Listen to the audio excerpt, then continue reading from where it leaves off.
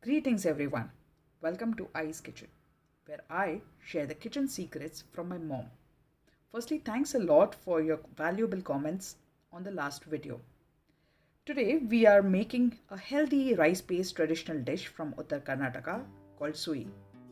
Details for this recipe is given below. And if you like this recipe, if you like our channel, please do subscribe. So to start with, we will need rice flour, we'll need some grated coconut, we'll need some jaggery, and then cardamom powder for taste. But the hero of this entire recipe are the jackfruit leaves. And we'll take one coconut leaf with the stem part only. We'll be cleaning it as shown over here by my mom. We'll be removing the leaf part and we'll be using the stick. If you do not get hold of this leaf, don't worry, just use a toothpick for that matter. Yeah, that will work. So you're nicely going to wash these leaves. As you can see, we have got around 8 to 10 leaves over here. So I'm going to wash it very nicely under the water, running water, so that there are no dust particles or any things that you don't want on a leaf. Once you wash them, please wipe them dry. See to it that there is no water stains or there's no water left. Let's start making the cones now. You need to take one leaf, you need to turn it around, okay, in a form of a cone, and then take that coconut leaf and just pierce it through both the sides of that leaf. Yep, here you go. That's a cone, right? Let me show you one more time. Take a leaf, turn it around. See to it that the hole at the end is a little smaller one so that the batter does not go from out. And then you pierce it with the coconut leaf. One more time so that we're used to seeing it again and again and we don't make mistakes while we're doing it. It's a very easy thing, not that difficult, and it can be easily made. So you can make n number of it, as many leaves you have. Let's start the preparation of the batter or the dough, which we'll use for the covering, for which we have taken 1 glass of water, to which we'll be adding a little bit of salt to taste. Salt is important, you see. We have kept it on high flame, to which we are adding a little bit of jaggery. This will enhance the taste of the batter and it actually takes it to the next level, I would say. So once the jaggery melts, you can switch it off, and if the jaggery is not melting, please stir it a little bit. Once the jaggery melts, please switch off or turn off your gas. Now we take some rice flour, which is 1 cup or 1 bowl over here that you see, to which we will be adding the steaming hot water, which we have just prepared with some jaggery. So yes, we go ahead and vigorously stir it with the spoon until the entire mixture is incorporated. What we are trying to do over here is to hydrate the flour with the water. Make sure there is no dry lump, for which I would insist that you use this sort of mixing technique, which is nothing but a cut technique. You just swirl it around and cut it through. You need to incorporate it completely so that the mixture is ready for its next step. Once the mixture is cool, use your hand and knead it very properly. You do not need to add any extra water, as 1 cup of flour and 1 cup of water is the right proportion in which the mixture needs to be kneaded. So knead it thoroughly and set it aside. It should be of a sticky consistency, and I think it's good to go for us. Let's start with our mixture number 2. To half a cup of rice flour, add some water. Over here we do not have proportion of water, so I would ask you to see at the screen and follow it. We need to have a smooth paste, a relatively smooth flowy paste of this mixture. It has to be smooth and fairly spreadable. We are adding just small pinch of salt to taste, and here we are ready with the second paste or second mixture, I would call, for this recipe. So this spreadable mixture is now ready for use. Let's start the exciting part of the recipe. Let's assemble the suey, for which we'll take the first mixture, the one which we had made earlier. Take the cone and now start filling the cone with this batter. See to it that only the walls are formed. We need to have a hollowness in the center. Therefore, as we see, we are pressing the mixture against the leaf, right? So that it sticks to the leaf and it forms the cone shape.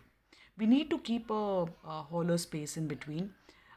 Take some batter and fill the hole which is there below so that it nicely covers up the hole and the mixture which we are going to use as a filling does not drip out.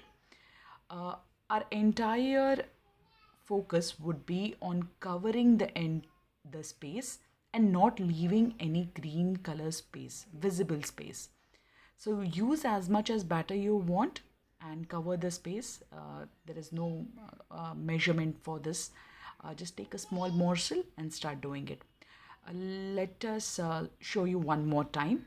Take the cone, take a small round ball or morsel of the mixture and just gently while you're dipping your hand, if you find it sticky, dip your fingers in some filtered water and start pushing the flour against the leaf so that it forms a nice cone. Yeah, here you see we have covered in the second one. I'll show you much more in detail how exactly this cone looks like. We need not have a thick layer of this mixture so that it's very easy for you to eat. See, it's a very small cone and a very nicely done with a very thin layer of the first mixture that we used. So let's go ahead and see what we're going to do next. Let's start with the stuffing of this entire suey, for which we're using a coconut and a jaggery mixture. It's called saran. It's simple to make. Just take grated coconut, add grated jaggery and put it on a stove for some time till the moment the jaggery melts and you're ready with the saran. Over here, as you see, we're stuffing the entire suey very tightly. We're packing the pyramid as you see with the stuffing. See to it that there is no holes.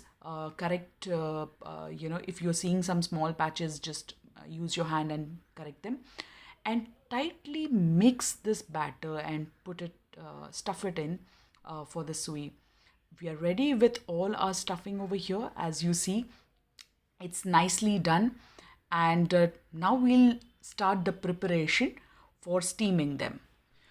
For steaming, we will take a idli maker if you have. We don't have a idli maker, so we're using a cooker. We're adding some water to it and we are creating a stand out of it. So we're using a jhali or a small stand. We're just putting a lid on top of it which has holes where we can place these sueys. Now the suey that we made, we'll be adding on top of it the flowy mixture of rice and water, right? Cover it very nicely with a thin layer so that it's very nicely covered, and as you see, it does not drip.